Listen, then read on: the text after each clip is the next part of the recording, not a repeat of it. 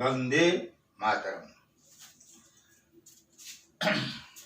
आज पवित्र स्वाधीनता दिवस। आज ठीक 75 वर्ष तले 1947 मसीह आम देश स्वाधीन होता।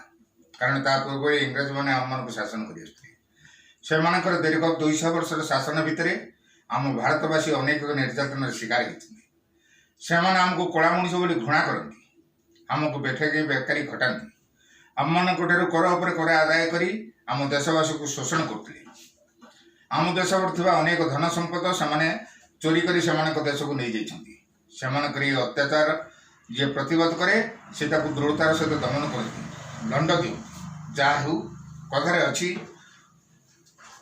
सबुदिन चोर घरे सबुदिन अंधार राति न थाए कि दुखर दुख सबुदिन रुहे ना। सेमती आम मान दुख मातृभूमि पराधीनतार श्रृंखल खोली देवाई आम मान जातिर पिता महात्मा गांधी जिते पाठपढ़ा सारी दिविलात फेरी जनसाधारण दुख दुर्दशा देखिले से आ नीरव हो रही पारे ना। से निजर व्यक्ति स्वार्थ को जलांजलि दे देश मातृकार सेवा करने को अंटा फिरी लगी पड़े। पछरे अनेक जननायक सम्मुखें हो पश्चात हो रही से महात्मा गांधी को साहाଯ୍य कले। से इंग्रेज मान तरफ अनेक शास्ति कारावास कलापाणी आउ जे मैंने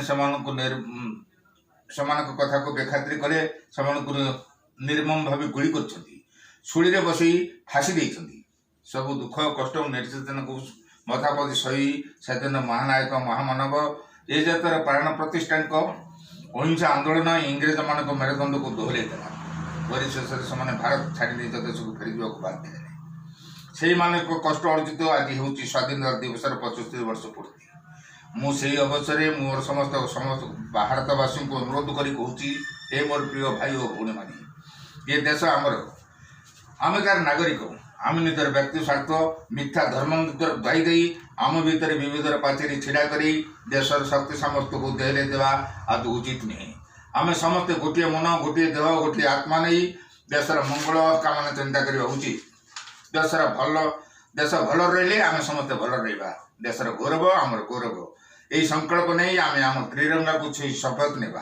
देशर शत्रु जातिर शत्रु को आम केवे क्षमा देवा ना। दरकार हेले समान को मारिबा, दरकार हेले गुड़ी मोहरी उड़े दबा। से हेब भारत माँ प्रति सेवा और कर्तव्य। मुझे कही मोर वक्तव्य संग करुछि। जय भारत माता की।